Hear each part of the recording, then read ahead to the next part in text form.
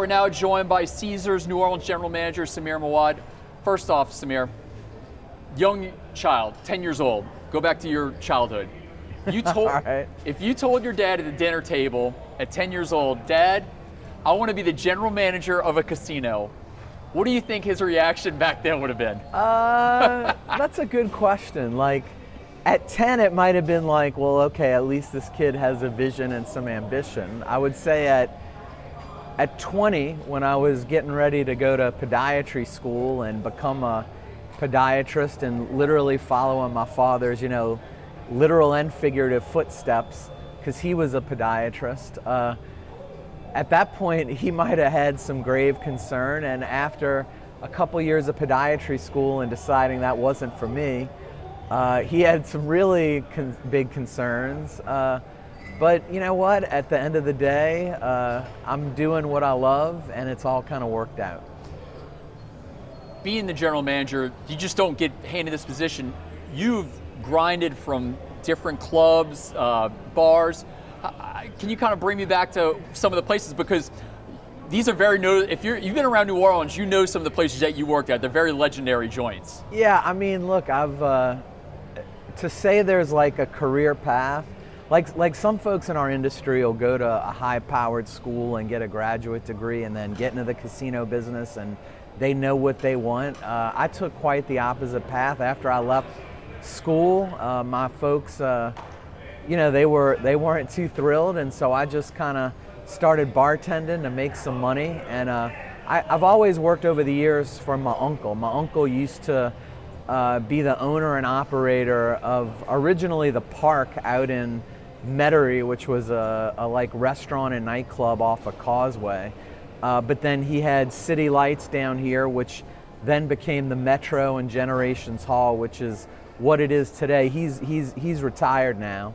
And then I've worked at the Whiskey Bar that used to be on Common Street, not to be confused with Whiskey Blue and the W.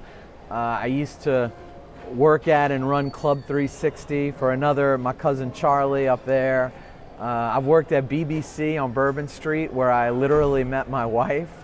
So I've worked all over, and then what got me here originally, and who knew I'd become the GM. It's almost laughable when I think about where I started. But I had just gotten married in '04, and so I needed a plan for life, right? And so the casino was opening up Masquerade, and I was like, well, the casino is a big company, and maybe there'd be more opportunity. But in my wildest dreams, I didn't think it could be this, and that's how it all got started. And you've been to Kansas City, you've been to Council Bluffs, Iowa, which is right next to Omaha, and then back here. Yeah, I've actually done that loop. This is the beginning of what would be the third loop, although I don't anticipate going back to either one. But I started here, Katrina hit, I was only here 6 months, 8 years in Kansas City, 2 years in Council Bluffs, Iowa, right outside of Omaha, Nebraska. Shout out College World Series. And a Horseshoe and Harris up there where I worked. Back to New Orleans for 11 months, about 18 months in Kansas City again, 2 more years in Council Bluffs, and then came back home in I think it was August of 2020 as a GM here, and it's been phenomenal. Harrah's opened in 1999. You talked about this your third time around here. Are you blown away when you walk around your casino now with the sports book, the high-end restaurants, $430 million renovation? It's just kind of like eye-opening every time you walk through here to see what this place was and what it was back in the day? No, I mean, it's mind-blowing. Ultimately, we lived through the transformation, so I guess I kind of, I'm not as jarred by it as opposed to when people come in that haven't been here. Of course we have our local guests and clientele, but we also have a lot of out-of-towners that come in. And when folks come in that haven't been here, say, since 2020, and they're trying to piece together what was this, what was that, it's crazy to think this used to be that Bourbon Street landscape where video poker and the poker room was, and now this sports book is unbelievable, and and that's every section of the casino. And so seeing it through their eyes, where they're like, wow, that's where it really drives it home for me. we're talking about the sports book, how much of a game changer was it from the one y'all had opened on the other side of the casino, which had like a few tables and it had like one little restaurant area, to what this behemoth is now? Because I've been around the country and you go to Vegas a lot. This sports book is up there with a lot of the sports books in Las Vegas. Oh, I mean, I think we have as nice a sports book as anywhere, certainly outside of Las Vegas, and really nicer than even some in Las Vegas. You know, the temporary was exactly that. It was temporary. The law had just passed. It's an important part of our business now, but we wanted to ramp it up as quick as we could. And so we got it open over there. We knew this was the plan. Even when we started this whole renovation, this was the very first area that we did, because we understood how important this was to the future of our whole business as an overall entertainment and gaming, gambling destination. So, you know, that's just, that was definitely temporary. Great word. Yeah. Between the slots, the table games, and the sports book, what is kind of the breakdown of what Caesars New Orleans pulls in? Like, sports book, I'm sure, is like a smaller slice of the pie compared to slots and table games. Yeah, no doubt. Like, look, slots is always your steady Eddie, right? And table games is a big part of our business, especially here in New Orleans, because as a destination, as a city that hosts world-class events, we get what we call that VVIP play, the highest levels of play. And even we're trying to grow that even now, as we're now, you know, as we are Caesars New Orleans, and really kind of growing into our footprint. The sports book, it's becoming an important piece of revenue. The bricks and mortar is a corollary and an addendum to the digital side of our business, which we have here in Louisiana. And you know, we're responsible from property operations for this, but while it's never going to approach, I don't believe, especially in person, the slot or table game revenue, what it means for our whole experience for guests is really where, when you see players, the more of the different entertainment that our players participate in, the more loyal you see them be, the more you see them open up their wallet. It's really, it helps drive our business overall. And the World Series of Poker is a huge thing for Caesars properties. They're coming back to New Orleans very soon. No question. When we should expect that, the circuit events? Because I feel like back in the past, that was a huge deal when it was in the old theater you had back in the day. It was, and the only reason we haven't had it, you know, so COVID started it, and then renovation started, and literally we're done now. We didn't have space for it before, but we're excited to get it back. The main World Series is, maybe the final table starts today. It's concluding right now. I know, for example, even this year, a female made the final table for the first time ever, which is super exciting.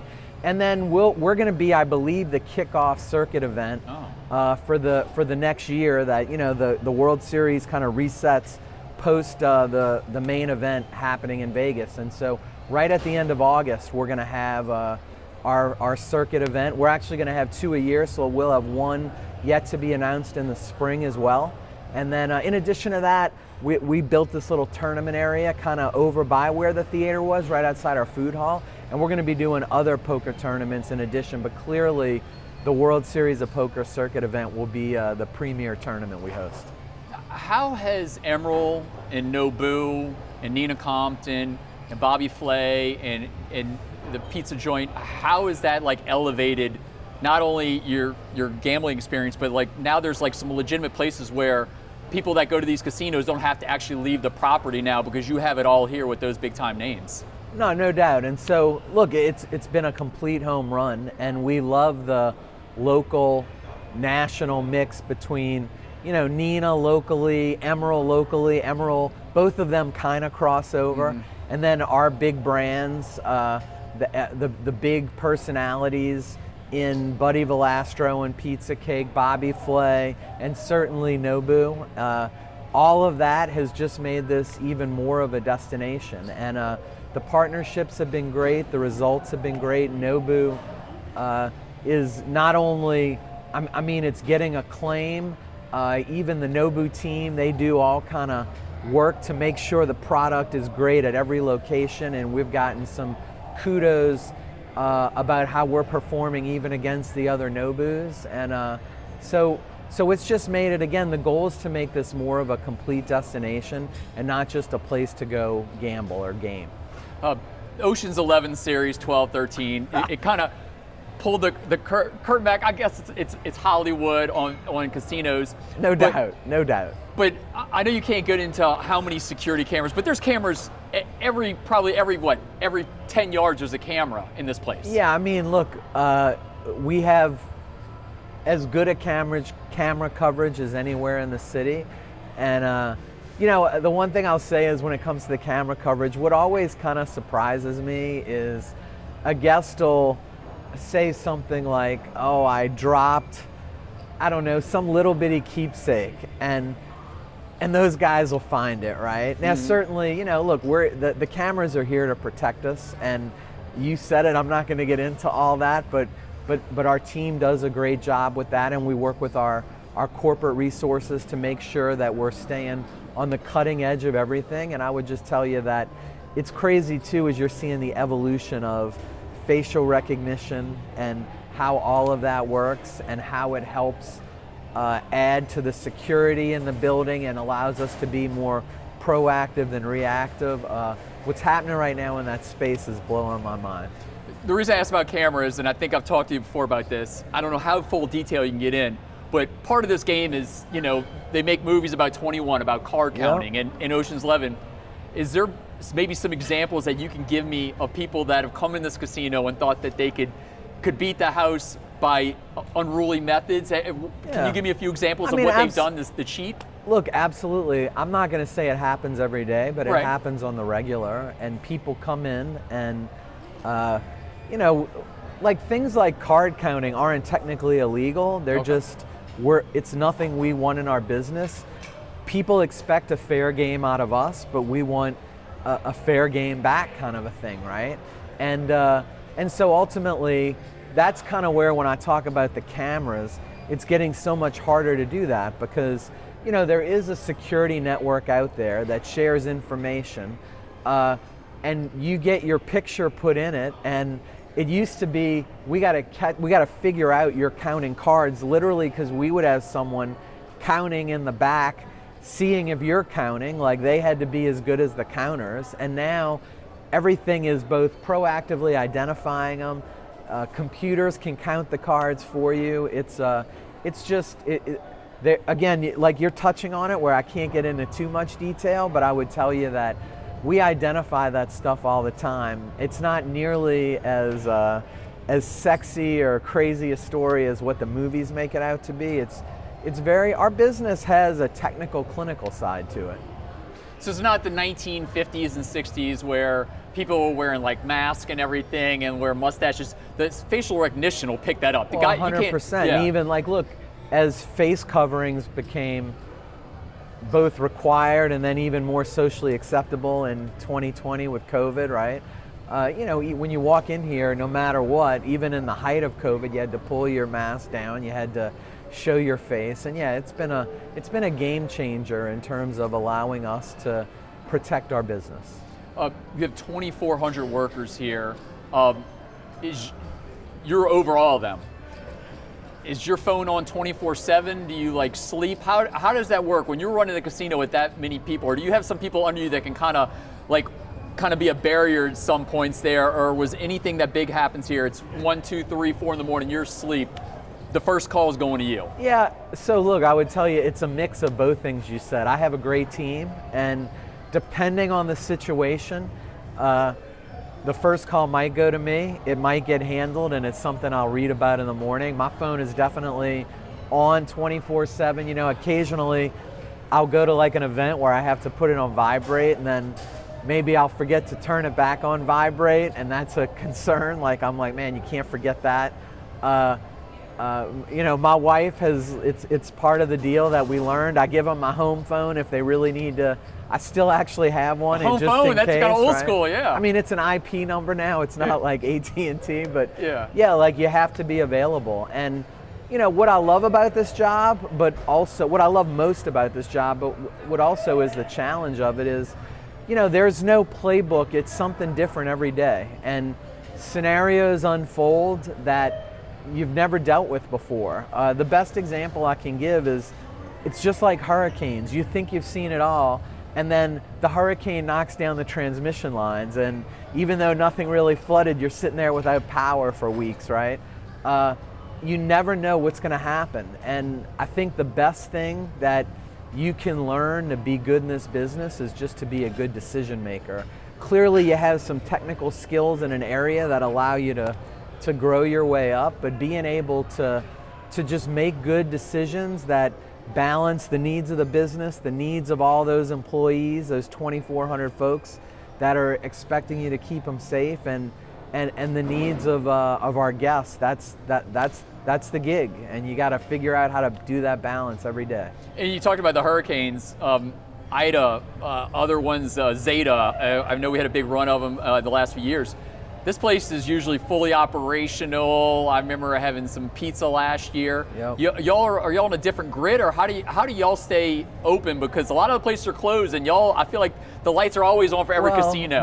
We got 3 power sources. We literally run from 2 different plants, 2 different feeds in from the city and Entergy, but then we also have generators that run a majority of this place. They keep the machines going, they keep power going, but it isn't true that we don't close. If the city declares a state of emergency and a mandatory evacuation, that's our key to close.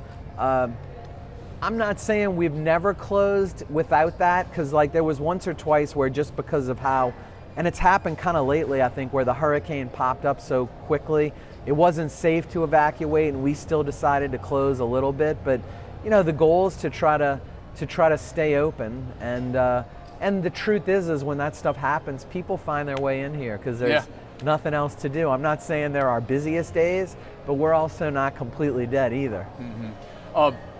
Getting back to the sports book and getting back to like football season, when you look at the schedule, when the Saints the Saints home games, and you look at who's coming in from the road, are there some fan bases that are around this country in the NFL that you get excited when you know that they're coming to New Orleans? Who spends a lot of money at your casinos out of these NFL fan bases? Yeah, there's a few. I would tell you that as much as I might not be a fan of the team, the Dallas Cowboys travel as well as anyone. The Eagles have traditionally, and I'm not just talking lately, I'm talking going back to, this goes back to even pre-casino when I used to bartend on Bourbon Street.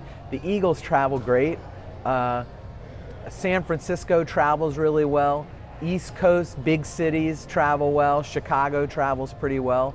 You know, it's probably about what you expect. And then of course, look, when a team's good, you're going to see them travel well. I would tell you, I don't ever really remember Detroit traveling well. Yeah. But when they played us, was that 2 years ago when they played here in the Dome? I mean, it was like a Lions home game, and obviously folks are excited with the results that they've had. The Saints fans can relate from when we first became good, you know, really good with Drew Brees. And so yeah, that's the kind of thing. You look at the schedule. The other thing is we pay attention to what cities or what teams are traveling where we have casinos in that city, because that lets us talk to a whole different group of people and say, hey, Caesars customers, Caesars guests, please come visit us. We'll take care of you here in New Orleans.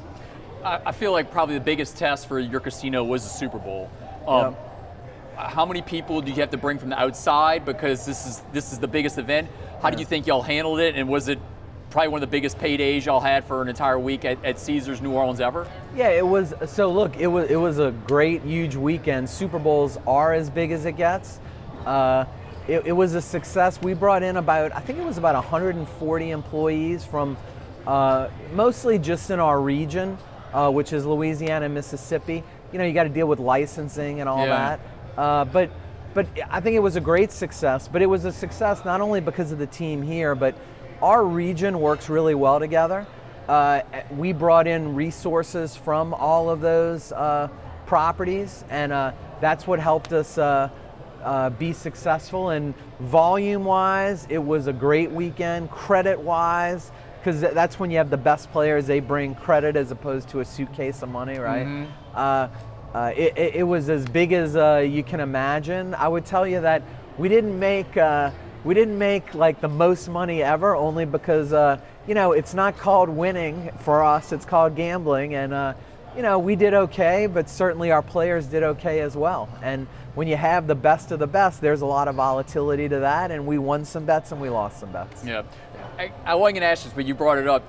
Do people still come into the casino with like a briefcase of with hundreds of thousands of dollars of cash like you see in the movies? I mean, there are some folks that still, I would say that still think cash is king. All right. But clearly as well, like everything now, much like your own, think about banking in the world. You have some people that still want to go in a restaurant or a store and pay in cash, but it just becomes more and more electronic every day.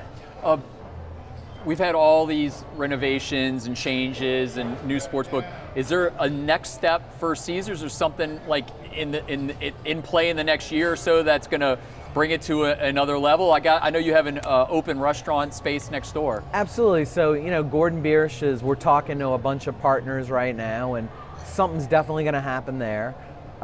In addition to that, like we have some space upstairs that we're determining what we want to do and the way forward. And even on the casino floor, while it's a finished product, how we activate some of that in terms of entertainment, whether it's environmental or formal entertainment, how we continue to partner with our tenant, the Fillmore. Earlier you said I'm over all of the 2,400 employees. That's technically not completely true because we do have tenants in some of the spaces, and while the tenants, we have a landlord-tenant relationship with them, those are their employees, but our ecosystem is what brought them here, and so they're counted as part of our footprint. But yeah, you're going to see more to come. Nothing we're quite ready to announce yet, but I would tell you that this isn't something where we're just going to rest on our laurels for the next 20 years. We're going to continue to evolve, and even the current leadership of Caesars is very aggressive and proactive that way, and so I think you're going to see a lot more to come. Personally, you're a big Saints fan. You graduated from LSU. Can you kind of take us behind the curtain? If you go with your crew every year to a big game, and what game did you pick this year, and how excited are you to see a Saints team that is not the greatest these days, but you seem to be very excited still about doing these road trips? Well, look, first of all, the road trips are as much about our group and our friends and the travel and the camaraderie. But at the same time, look, I'm excited for the Saints. You can't, when you work in my business, when it's the Caesars Superdome, I can't help but get excited. And of course, there's some unknown, but the reality is that Coach Kellen Moore and Tyler Shuck are just as likely to be Sean Payton and Drew Brees than they are to be the opposite of that, right? So we're going to see what happens. Our group's excited. We've never been to Buffalo. We're starting to run out of stadiums to hit. And so we're pretty pumped up to check out Buffalo, particularly to go to the current stadium before I know they're building a new stadium in the next couple of years. And and that won't be the only game I go to this year, both here in the Dome, and then I'm Jesuit, LSU, Saints, and I'll hit games for all those teams before the end of the season. Do you have a top one or two stadiums on the road that we need you want to get back to because you thought that the environment was just top notch? On the road, yeah. Obviously I'm not going to talk about New Orleans, but some road games. So despite the fact that it was probably the quietest we've ever been and the most respectful we've ever been in the interest of self-preservation, I really enjoyed going to Philly. Okay. Both the city and the passion of their fan base. Now, you don't want to be the object of that fan base's ire while you're in the stadium. It's the only time we really dress subtly with little bitty fleur-de-lis and mostly just black. But that was a great stadium to go to. And then look, every stadium you find different things you like. We went to LA just a couple years ago. Some of these new stadiums are just technological and entertainment masterpieces. But for me, the Dome will always be number one, despite the fact that maybe the renovation, number one, has really brought it up to modern levels, and maybe it doesn't have every single amenity that a brand new multi-billion-dollar stadium does, but for me, it's home. It's the same place that my grandpa, going back all the way to day one, Tulane Stadium had his original season tickets that were still in our family. Does it make you proud now that you talk about Tulane Stadium, now the Dome, that you're the company that you're the general manager of is on the nameplate of the Dome? When you see it, it's Caesars Superdome. Look, when I accepted the job to come home as the GM of, at the time, Casears New Orleans, there were two things that I didn't know either for sure at all. There were rumors that we were going to formally rebrand this Caesars, but that was not official. I knew we were spending some money because of our deal with the state to extend our license, and that would be spending a minimum of $325 million to renovate. And I had no idea at all that it would become the Caesars Superdome. I think I read that when that was leaked by, was that like Mike Triplett or Jeff Duncan? Jeff Duncan, okay, all right, I couldn't remember who leaked it. Oh yeah, because it was Duncan wasn't with where he's at now at the time. He was with the Athletic maybe or something like that. Yeah. And, yeah, I read that on Twitter just like you did. And those two things, like for a kid from here, dream come true. Yeah. Samir, thanks for your time, sir. No, we appreciate y'all. Thanks for coming out.